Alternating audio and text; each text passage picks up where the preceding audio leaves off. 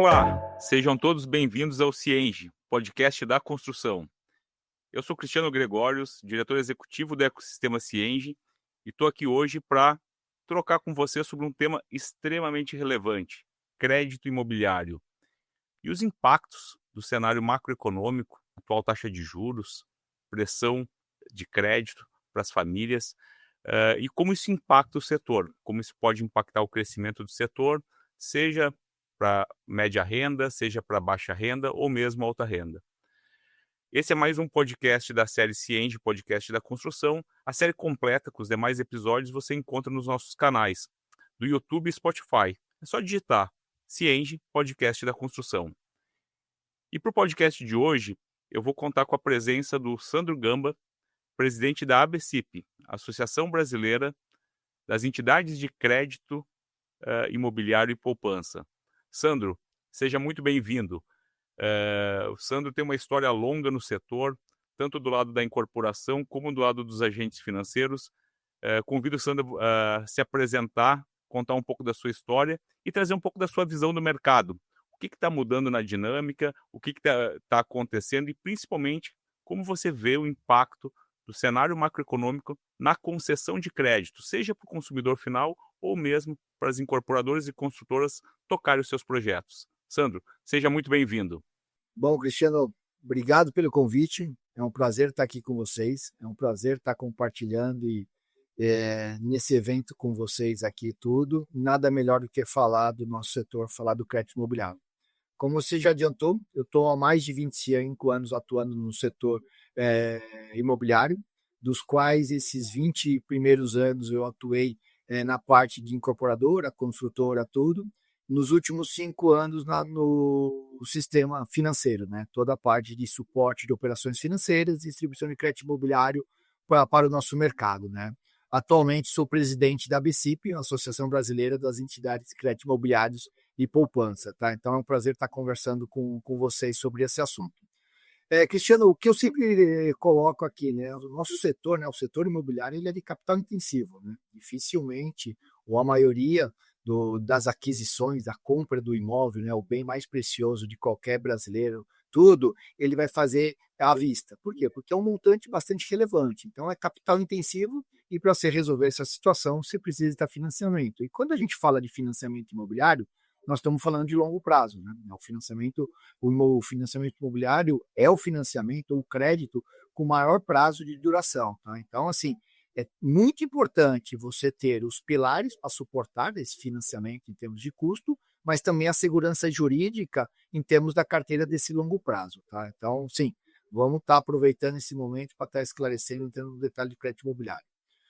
O momento atual do crédito imobiliário, Cristiano, que eu tenho colocado muito, assim, sem dúvida nenhuma, nós estamos fazendo, nos últimos 3 anos, marcas históricas de distribuição de crédito imobiliário. Tá? O mercado consumiu e, ao mesmo tempo, os agentes financeiros nunca distribuíram tanto crédito imobiliário como atualmente. Em 2024, nós concluímos um ano um patamar superior a 300 bilhões de reais de crédito imobiliário. E nesse número você tem tanto o crédito imobiliário que a gente fala do SBPE, que é ancorado para poupança para imóveis acima de 350 mil reais, como o crédito imobiliário do FGTS, que é direcionado exclusivamente para o programa Minha Casa Minha Vida. Ambos financiamentos, nós tivemos recordes em distribuição de crédito imobiliário. Então mostra a pujança do setor e a forma positiva como esse setor está em termos de demanda e, do outro lado, de consumo do crédito imobiliário.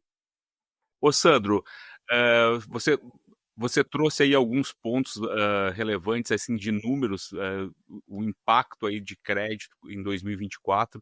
A gente vê ainda em 2025 um mercado bastante aquecido, mas existe uma preocupação natural que é o cenário macroeconômico, que é os patamares que a gente vem trabalhando aí de taxa Selic. A gente tá com uma expectativa ainda de uma taxa Selic ainda em alta, talvez desacelerando a alta que a gente teve nos últimos meses, mas ainda com uma projeção de alta. E, naturalmente, esse cenário traz uma instabilidade de falta de visibilidade de até onde vai essa alta e principalmente em alguns setores, média renda talvez, dificuldade de muitos dos incorporadores de conseguir, com esses níveis de taxas de juros, conseguir de fato atrair aquele cliente que, como você bem colocou, né, muitas vezes é a única compra da vida que ele vai fazer de um imóvel e tudo mais, mas o impacto da taxa Selic, da atual taxa de juros e principalmente também da compressão e a pressão que a renda do cliente das incorporadoras vem sofrendo, eh, até onde, na sua visão, essa taxa de juros, esse atual cenário macroeconômico, permite ainda uma expansão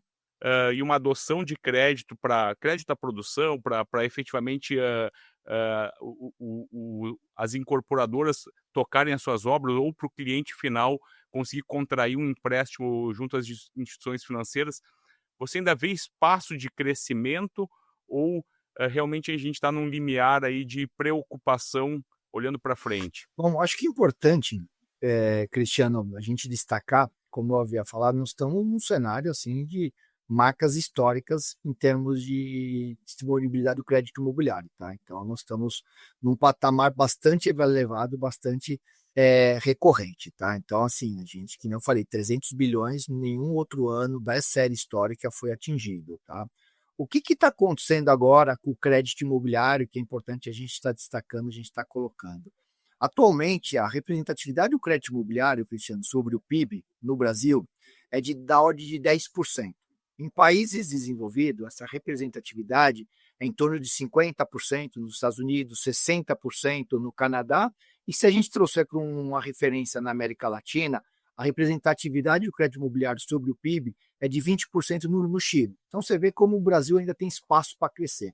Só que as duas principais variáveis que impulsionam e impactam essa correlação do crédito imobiliário sobre o PIB, e a gente fez pesquisas bastante detalhadas em mais de 20 países, são duas variáveis: a renda bruta e a taxa média de juros. Tá? Então, o Brasil ele tem uma renda bruta inferior a esses países desenvolvidos, então tem um desafio aqui macro para a gente estar superando, e o outro é a taxa de juros aqui, que toda vez que você tem uma tendência de alta, isso vai estar impactando no setor. E eu adicionaria mais um ponto, que nas últimas décadas, o crédito imobiliário do Brasil ele foi suportado pela poupança. Tá? A poupança ela representava mais de 70% do funding do mercado imobiliário. E a gente vê que o volume, a carteira da poupança vem diminuindo. Então, o que está acontecendo? Cada vez mais, o crédito imobiliário aqui no Brasil ele vai ter uma correlação muito maior com a Selic, e principalmente a curva longa de juros. Então, se a Selic subir, a taxa de juros do crédito imobiliário também vai estar subindo. Em contrapartida, se ela descer, também vai estar diminuindo. No passado, era essa volatilidade, essa correlação era menor. Por quê? Porque você tinha uma dependência, uma base da poupança, que não tem tanta volatilidade com a Selic. Tá? Então, para o cenário atual, nós estamos num cenário de marcas históricas, e a razão pelo que eu falei, mesmo com a taxa de juros alta que aconteceu até esse momento, e com a queda de poupança, sem dúvida nenhuma, o que impulsionou esse mercado foi a renda bruta. Esse crescimento da renda bruta justifica todo esse crescimento. Projetando para, vamos falar de 25, a gente avalia que o crédito imobiliário ele tende a cair um volume em relação ao ano de 24. Mesmo assim, a gente estaria falando no patamar em torno no segunda média histórica para estar atingindo. Então, é um volume relevante, mas ele deve estar caindo. E aí, o desafio do setor é justamente nessa nova estrutura de funding do crédito imobiliário. Uma vez que você tem uma correlação cada vez maior com a Selic subindo, o crédito imobiliário vai estar subindo. E aí, o crédito imobiliário subindo, aquela capacidade de renda do tomador do financiamento começa a ficar mais restrito, porque você tem uma taxa de juros maior. Você tem uma referência, Cristiano, a cada 1% no aumento da taxa de crédito imobiliário, é mais ou menos 10% de comprovação de renda adicional que o tomador precisa estar fazendo. Tá? Então, isso é importante.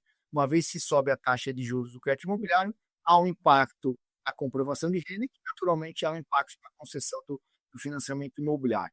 E aí, quando eu falo da poupança, a poupança a gente tem clareza que ela vai ficar nesse patamar ou ela vai diminuir a proporção dela, principalmente perante o crédito imobiliário. O setor, de maneira geral, tem que começar a tomar as decisões de aonde eu vou utilizar a poupança e de que forma que eu vou estar atendendo outras exigências. E aí é onde eu quero chegar. É principalmente no financiamento do incorporador, no financiamento do construtor. Hoje, a gente aqui da BCIP, a gente divide o ciclo ou o conceito de operações para crédito imobiliário, que são as operações de ciclo longo, que é o tomador e comprador do imóvel, tudo que é aquele financiamento de 30 anos. Esse é muito importante ainda a utilização da poupança, não na sua totalidade, mas a poupança ainda é viabilizador desse financiamento imobiliário. Já no caso do financiamento do incorporador, daquela construtora, do projeto imobiliário todo, que a gente classifica como um ciclo curto, que é um financiamento que dura 3 anos, 5 anos, cada vez mais nós vamos identificar outras estruturas para fornecimento desse crédito imobiliário. Tá? Não será mais atrelado à poupança, mas será atrelado por outras operações. E aí, onde eu quero estar colocando? O mercado de capitais. O mercado de capitais vai ser cada vez mais importante o indutor desse crescimento e do financiamento para os empreendimentos imobiliários. Antes de seguirmos com o nosso papo, que tal fazer parte do principal evento da construção civil? Nos dias 4 e 5 de junho, acontece o Constru Summit, onde você terá a oportunidade única de compreender os cenários econômicos do setor, aprimorar a gestão do seu negócio e acompanhar as tendências que estão moldando o futuro da indústria. Tudo isso ao lado dos maiores especialistas do mercado. E atenção, você que está acompanhando esse episódio tem um direito ao cupom de desconto exclusivo de 20%. Não perca essa chance. É só clicar no link da descrição e garantir sua participação nesse evento imperdível. E claro, para mais conteúdos gratuitos, dá uma olhada também no site do Cienge, www.cienge.com.br. Legal.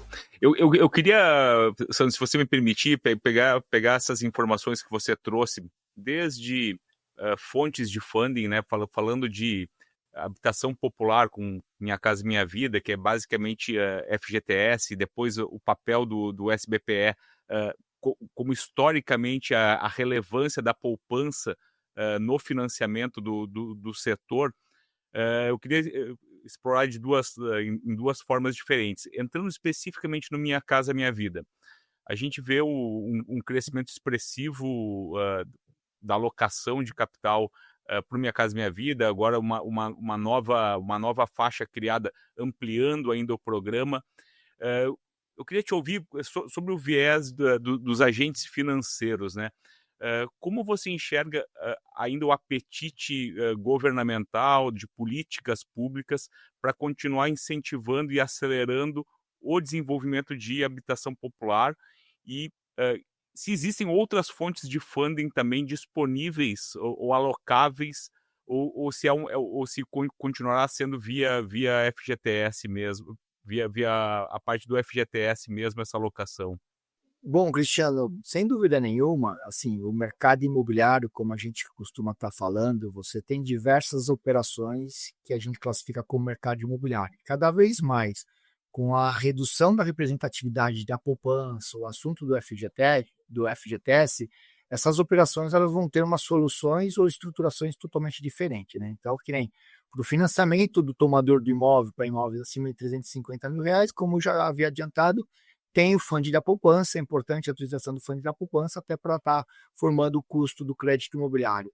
Para o financiamento das obras, né, do incorporador tudo, você vai estar migrando cada vez mais para o mercado de capitais, que nós estamos falando de quais instrumentos do mercado de capitais, os CRIs, os fundos imobiliários e outros instrumentos que vão crescer cada vez mais nisso daí devido à escassez da poupança. Falando do FGTS, acho que é importante colocar que o FGTS, o ano passado, né, daqueles 312 bilhões de crédito imobiliário gerado do mercado, 126 bilhões foi direcionado para o FGTS. Foi o maior volume da história. E se a gente pegar 2 anos anteriores, o ano de 2022, esse patamar era na ordem de 60, 65 bilhões. Então, assim, nós podemos ficar muito claro a pujança e o crescimento que teve no programa do Minha Casa Minha Vida. Ele, em termos de funding de FGTS, ele dobrou. Em 2022, de 60 bi, atingimos a marca de 2024 de 126 bi. Para 2025, o orçamento do FGTS para o programa Minha Casa Minha Vida aprovado é similar ao ano 2024. Tá? Então, assim, o volume e o fund para esse setor, ele já está aprovado no mínimo no mesmo patamar do ano passado. Isso é muito positivo. Isso garante com que essa pujança, esse sucesso, essa velocidade de vendas, a colocações de novos empreendimentos do Minha Casa Minha Vida se mantém no mínimo no patamar atual. E se a gente avaliar em termos de vendas, que é a performance de absorção do mercado, está sendo um sucesso. Então você vê como esse programa, estruturalmente, ele funciona. E aí eu acho que a gente pode estar afirmando, isso é um programa de Estado, tá? Não de governo. A gente vê que é um programa que já vem há muitos anos, independente do governo atual ou anterior, enfim, nesse ciclo todo tiveram algumas mudanças e o programa continuou. E aí, esses últimos 2 anos, com um crescimento muito maior. E aí, o que a gente está falando? Qual a importância do FGTS nesse programa? É o custo do fundo. Tá? A gente sabe que há uma elasticidade entre taxa de juros, comprovação de renda, a concessão do crédito imobiliário. No caso do programa Minha Casa Minha Vida, para manter essas taxas de juros de crédito imobiliário que é ofertado, é fundamental ter através do FGTS. Tá? Então, você não tem outro tipo, linha de fundo para sustentar o programa Minha Casa Minha Vida. Mas o fundo do FGTS ele está aprovado para esse ano nesse patamar. Então, nós não temos problema de execução tudo.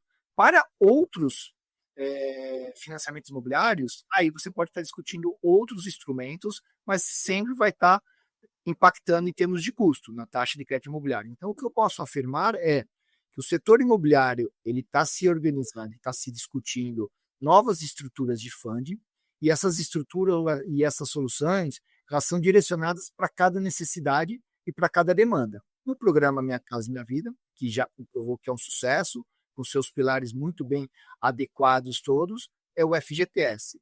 No programas ou nos imóveis acima de R$300.000, para o financiamento imobiliário do tomador final, a poupança ainda continuará sendo um fundo importante, não na sua totalidade, mas continuará sendo um fundo importante. E para o financiamento do crédito imobiliário dos incorporadores consultores, vão ser outras linhas de fundo e tudo.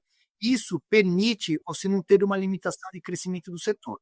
Evidentemente, isso vai estar atrelado à taxa de juros da macroeconomia. Uma vez a taxa de juros da macroeconomia tiver uma tendência de aumento, esses fundos, principalmente o que é atrelado ao mercado de capitais e ao do incorporador consultor, vai estar aumentando na mesma proporção, que é o fundo de mercado. No caso do crédito imobiliário da pessoa física, você vai ter uma correlação maior, não diretamente, mas vai ter uma correlação maior. E aí, no cenário de aumento de taxa, você tem aumento, você diminui essa conversão do crédito imobiliário. Mas, em contrapartida, no cenário de redução de taxa, você tem mais oportunidade para estar fazendo os negócios necessários. E eu gosto sempre de estar destacando, tá, Cristiano? Nós estamos falando que os últimos 3 anos tivemos marcas históricas de distribuição de crédito imobiliário. E o que é o crédito imobiliário? É transação imobiliária, é a compra e venda de apartamento. Então, nós estamos num patamar de operação do mercado imobiliário que nunca existiu e mostra como a resiliência do setor, mesmo numa redução de poupança e numa taxa de juros de mercado que ele aumentou, o setor, de maneira geral, foi resiliente para buscar soluções e atender toda a demanda de mercado. Boa, bacana, Sandro. Em relação ao tema acho que você explorou bastante aí a questão do papel do FGTS, em relação à poupança, ela vai continuar exercendo um papel também fundamental no financiamento para o tomador, lá para a pessoa que de fato vai comprar o imóvel. E aí eu tive a oportunidade também de assistir um painel que você participou no Construção Summit 2024, onde você já trazia para o nosso público um pouco do que vem pela frente sobre novos produtos, sobre a necessidade de ter novos fundings que não esteja só limitado à poupança. E aí, como boa parte aí dos nossos ouvintes aqui que assistem o nosso podcast são de fato incorporadores, o que você acha que eu, como um incorporador, que caminhos eu devo tomar para conhecer mais sobre novos produtos? como que eu me familiarizo mais com essas possibilidades? Você citou aí um pouco de CRI, outros produtos que eventualmente existam em disponibilidade. Aonde que eu me informo, aonde que eu busco informação sobre isso? E do ponto de vista interno, na minha operação, eu como incorporador, eu como construtor, o que é esperado dos agentes financeiros, que eu tenha também como uma retaguarda, para que eu tenha uma boa avaliação e tenha acesso a produtos competitivos que consigam financiar a construção das minhas obras? Se você pudesse trazer algumas dicas assim de como que o nosso ouvinte se estrutura internamente e aonde ele busca conhecimento aí sobre esses novos produtos que tendem a tomar conta do mercado para essa parte de financiamento à produção mesmo, à construção. Não, excelente colocação, Cristiano. E acho que assim, é importante enfatizar que discutir apenas, vou trocar o fundo de poupança para o fundo de mercado, para essas operações estruturadas, nós estamos falando de taxas de custos. Isso, sem dúvida nenhuma, tem impacto, isso tem uma mudança. Mas o que eu tenho colocado muito é que uma vez que o mercado de capitais ele vai ganhar uma relevância cada vez maior na estrutura do mercado imobiliário, isso é natural. Tá? Nos Estados Unidos, 100% do funding ele é proveniente do mercado de capitais. Evidentemente, lá tem uma estrutura de custo diferente, lá tem um comportamento diferente e tudo, mas nós estamos migrando para lá. Tá? A poupança ela teve seu papel importante, ela foi vital para o desenvolvimento do setor imobiliário, tudo, mas pela situação geracional, pela composição de renda do brasileiro, pela diversificação de investimento, a poupança ela tem seu tamanho estabelecido, pode diminuir com o passar do tempo, então a gente não pode mais achar que em algum momento a poupança vai inverter. Então é fato que o mercado de capitais ele vai estar sendo cada vez mais relevante. Hoje, se tem uma referência, Cristiano, no mercado de capitais, na estrutura do funding do mercado imobiliário de maneira geral, já representa 40%. Então, se a gente falasse que há 5 anos atrás, vou puxar um pouquinho, 10 anos atrás, a poupança representaria 30% como é hoje, muitos players do setor iam falar, bom, o mercado vai acabar, o mercado vai ficar limitado ao tamanho da poupança, até porque muitos investidores se discutia que o tamanho do mercado imobiliário era do tamanho da poupança. Então, acho que a primeira quebra de paradigma mostrou-se que o mercado encontra soluções e tem as resiliências para estar buscando novas alternativas. E hoje, o mercado de capitais representa 40% da estrutura de funding, então você já vê que já tem uma penetração importante, a poupança representa 30% e o FGTS seus 28%, arredondando 30%. Você já vê que como a estrutura de funding do setor já está mudando. E aí, respondendo a sua pergunta, acho que em termos da visão do incorporador do construtor, tá? Tem que estar preparado para estar buscando viabilidade de mercado de capitais. E aqui, de um lado, você não tem a limitação de funding ou do tamanho que o mercado tem da poupança, você acaba ampliando o leque. Do outro lado, você não precisa buscar o financiamento apenas para a obra, né? Aquele tradicional plano empresário, né? Que ancorou todo o mercado imobiliário, né? Que é o financiamento de X% da exposição da obra. No mercado de capitais, você tem outras estruturas que podem estar financiando não só obra, como terreno, como a parte de outorga, tudo. Enfim, o mercado de capitais você tem seus produtos que financia grande parte da exposição do ciclo imobiliário. Por exemplo, você tem regiões, praças no Brasil, que o peso do terreno em relação ao VGV do projeto imobiliário, ele é igual ou muitas vezes maior do que a da construção. Então, a exposição maior daquele empreendimento imobiliário está no terreno. Então, você consegue discutir outras estruturas. Mas, para isso, toda a parte de governança, contabilidade, ele tem que estar muito bem equacionado na visão do incorporador. O nível de exigência de indicadores, de certificação do mercado de capitais, ele é maior do que do tradicional plano empresário. Então, aqui vou colocar como um desafio, mas é uma curva de aprendizado, de adequação dos incorporadores, construtores, para estar trabalhando, para estar buscando viabilidade nesses instrumentos. Tá? Do lado dos distribuidores, do lado de dos financiadores, aí também, na visão dos incorporadores, construtores, se abre mais o leque. A gente sabe que na parte da poupança você tinha os grandes agentes financeiros que distribuem o crédito imobiliário, porque é o que detém a carteira de poupança. Isso há décadas aconteceu isso tudo. Uma vez que você vai para o mercado de capitais, você tem outras empresas distribuindo isso. Empresas que você pode falar gestoras de recursos, assets, está desfazendo isso tudo. Então, assim, é importante estar acompanhando, entendendo qual que é a necessidade, estruturando a companhia para estar atendendo às exigências do mercado de capitais, que são diversas, e do outro lado, encontrando a solução que adequa para ele e tudo. Tá? Então, hoje você tem o papel da CVM, que regula todos os instrumentos do mercado de capitais, então é importante estar conhecendo o seu assunto, e você tem outros instrumentos que acabam se tornando público. Tanto CRI, fundo imobiliário, são operações que são públicas, então você pode estar conhecendo e podendo tomar mais conhecimento dessas operações.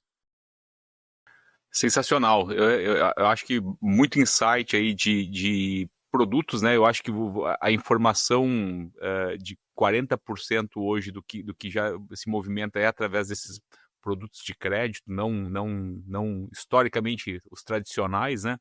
E eu acho que para o incorporador é realmente se informar, buscar alternativas e se estruturar para também atender às demandas desses agentes financeiros, né? Uma vez que você tem a minha leitura do que você trouxe, Santo, é que cada vez mais a gente tem agentes financeiros no mercado com produtos novos, com novas formas de entregar capital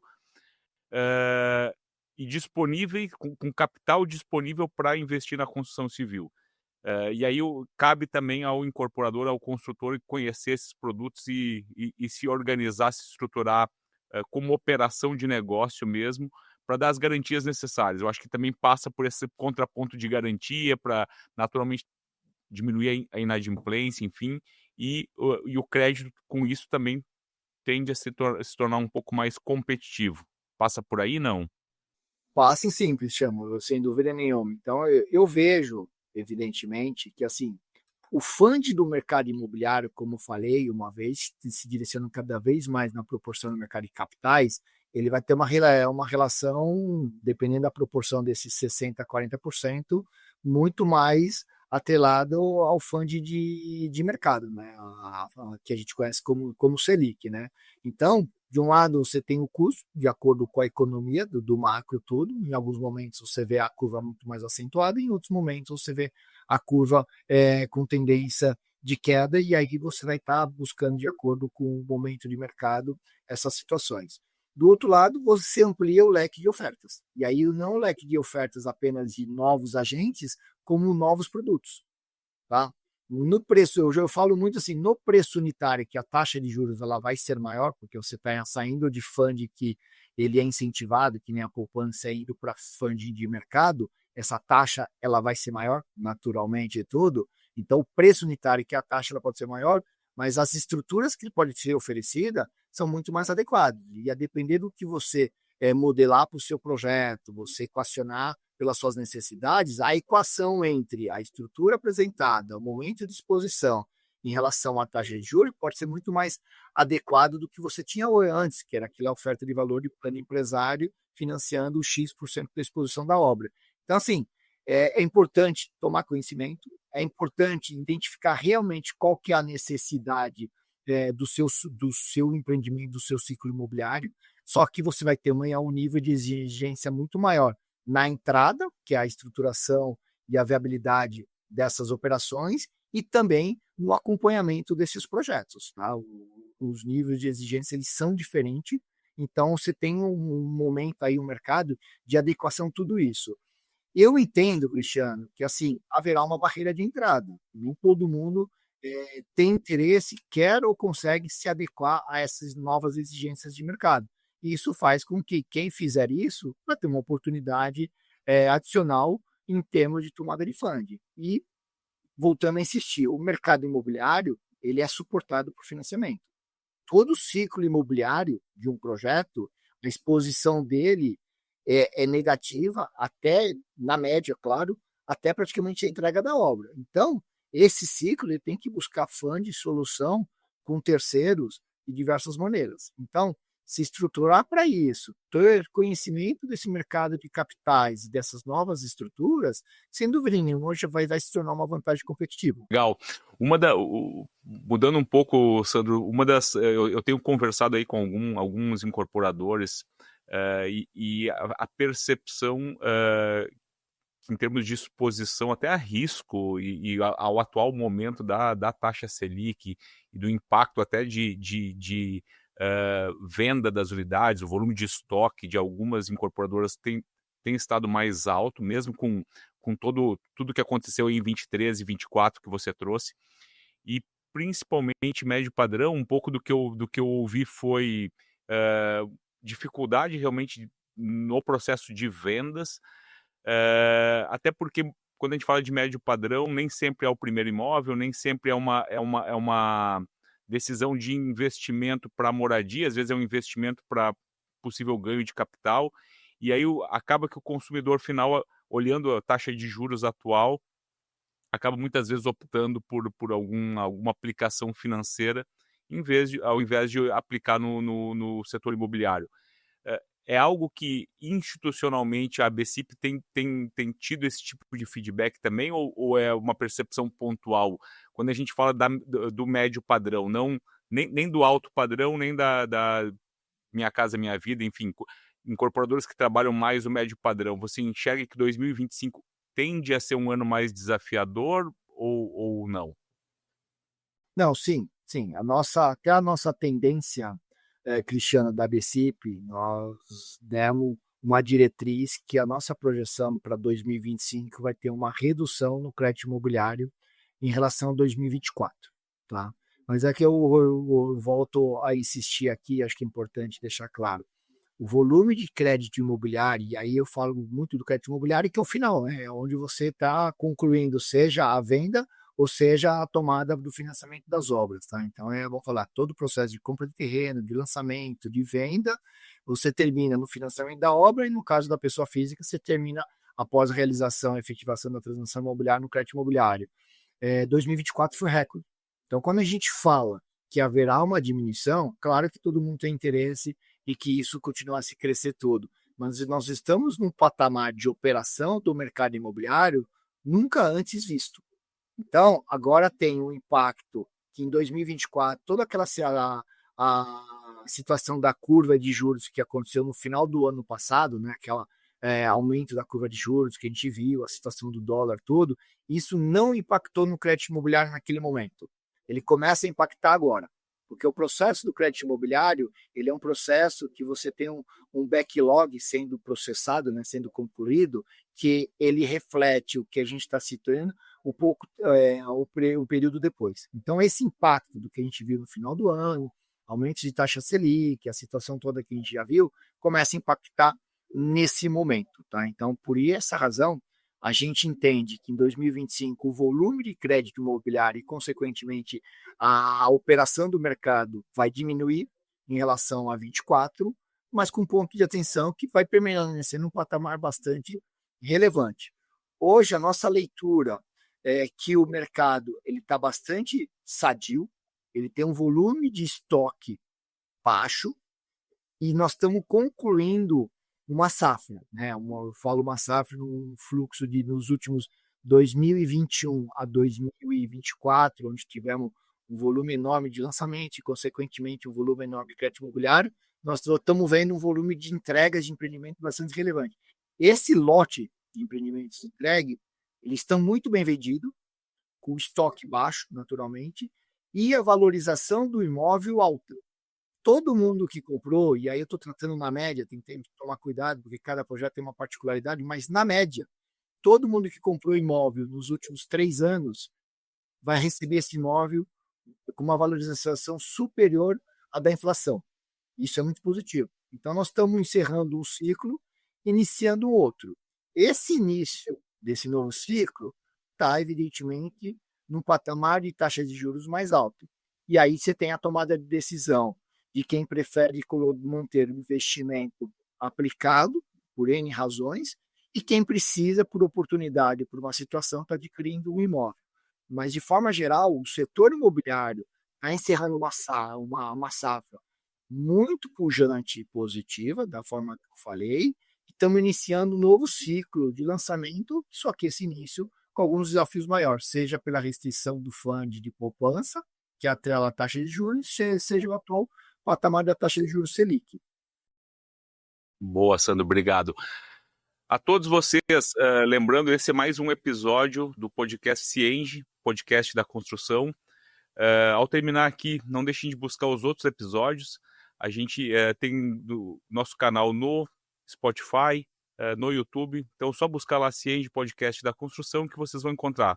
Sandro, eu gostaria de aproveitar aqui, a gente vai estar encerrando já o nosso podcast de hoje, te agradecer pela presença, pela participação, pelos esclarecimentos. Eu acho que dar visibilidade para o incorporador, para o construtor, apesar de um cenário desafiador, cada vez mais a gente passa a ter novos produtos, talvez mude um pouco a dinâmica do negócio, mude um pouco o custo do capital, mas que existe uma série de produtos que existe de fato algumas alterações, mas que o cenário não é negativo. É um cenário desafiador, mas é um cenário ainda muito fruto da pujança que a gente viveu ao longo dos últimos anos, como você trouxe. Lembrando a você, Sandro Gamba, presidente da ABCIP, Associação Brasileira das Entidades de Crédito Imobiliário e Poupança. Sandro, obrigado. Gostaria, por gentileza, as suas considerações finais, suas orientações aí para a turma que nos acompanhou até agora, o que vem pela frente aí em 2025. Não, excelente, Cristiano. Cristiano, eu vou aproveitar só para concluir a pergunta anterior que você me fez. Sem dúvida nenhuma, o impacto do crédito imobiliário, se a gente analisar por segmento de alta renda, média renda e de baixa renda, essa situação de taxa de juros mais alta, o segmento que mais impacta é o de média renda. Tá? E por qual razão? O de alta renda, assim, na maioria das situações, ele tem a poupança, ele tem uma menor dependência do financiamento imobiliário, da composição de renda para tomar de decisão. Então, vai de acordo com momento, oportunidade e avaliação de oportunidade, seja para o investimento, seja para a utilização final. Então, o de alta renda, nessa situação, a volatilidade é menor, sabendo que a decisão do alta renda em relação à taxa de juros, ele vai ver em termos de taxa de investimentos, taxa de retorno, se vale a pena agora ou não. Mas em termos de dependência do financiamento imobiliário, ele é menor. No baixa renda, ele está muito bem equacionado Minha Casa Minha Vida. Então, o programa Minha Casa Minha Vida e os próximos anos desse segmento vai continuar crescendo, vai ser muito positivo. E aí, evidentemente, o de média renda, ele é muito mais dependente e limitado à situação do financiamento imobiliário. Então, qualquer variação na taxa de juros do crédito imobiliário, há rapidamente uma perda de renda e, consequentemente, uma conversão do financiamento. Então, é importante estar acompanhando, é importante estar avaliando isso aí tudo, tá? De maneira já. Uma das razões que foi desenvolvido o Faixa 4 foi justamente para atender parte desse público de média renda, que são imóveis superiores a R$350 mil, tá, Cristiano? Bom, Cristiano, concluindo aqui, quero agradecer o convite. É muito importante a gente estar conversando e poder esclarecer sobre o assunto de crédito imobiliário. Mais de 80% de todas as transações imobiliárias, você tem o crédito imobiliário, então você vê que a necessidade de viabilidade de uma transação imobiliária, a compra e venda de um apartamento, a realização de um sonho, passa pela viabilidade do crédito imobiliário. Tá? E nós estamos num momento muito importante por todas as mudanças que a gente está fazendo. Então, sem dúvida nenhuma, o importante está esclarecendo todo. Em relação aos incorporadores e construtores, nós estamos numa mudança. É importante todos terem clareza que não apenas a dependência, mas o apoio e suporte da poupança, nós não teremos mais. Isso, de um lado, em termos de fund, impacta, claro, os seus custos todos, mas eu entendo que abre uma oportunidade enorme para você não ter a limitação apenas de um fund e buscar novas alternativas. A grande diferença é que nem todo mundo vai conseguir se adaptar com essas mudanças. Quem se desenvolver, entender como formam os mecanismos e as exigências, tudo, você vai ter uma oportunidade enorme em termos de viabilidade dos seus próprios projetos. Tá? E a gente aqui da ABCIP se coloca à disposição para o setor para estar esclarecendo todas as dúvidas. Um ponto importante que mostra a segurança e a sustentação do setor. Tá? Mesmo nesse ambiente de crescimento de carteira de crédito imobiliário, como havia mencionado tudo, nós estamos no menor patamar de inadimplência. Tá? Então, mostra a qualidade que é a carteira de um crédito imobiliário. Isso mostra e dá garantia e confiança para novos entrantes discutir novas estruturas de fundo e permite os agentes financeiros tradicionais continuarem a buscar alternativas para estar viabilizando o crédito imobiliário. Tá? Então, você vê que uma carteira média de crédito imobiliário que é de anos e anos, a nossa inadimplência do setor é abaixo de 1%. Esse é um indicador que dá muito conforto para quem quer entrar no mercado e quem quer estar buscando alternativa para estar atendendo a demanda desse mercado. Sandro, mais uma vez, muito obrigado aí pelas contribuições e a todos vocês que nos acompanharam até aqui, que quiserem ficar informados e atualizados sobre as tendências do mercado imobiliário, aproveite que os convites para o Constru Summit continuam à venda, estão disponíveis. Aqui na descrição desse vídeo vai ter o link. Nos encontramos no Constru Summit, que é o palco de discussão de inovação e tecnologia para a construção civil. Mais uma vez, muito obrigado pela presença de todos. E em breve viremos com mais um episódio do CIENGE, podcast da construção. Até mais. Esse foi o episódio de hoje. Aproveite para nos seguir no YouTube, Spotify e CIENGE Comunidade. Espero você em mais um CIENGE Podcast da Construção. Até mais!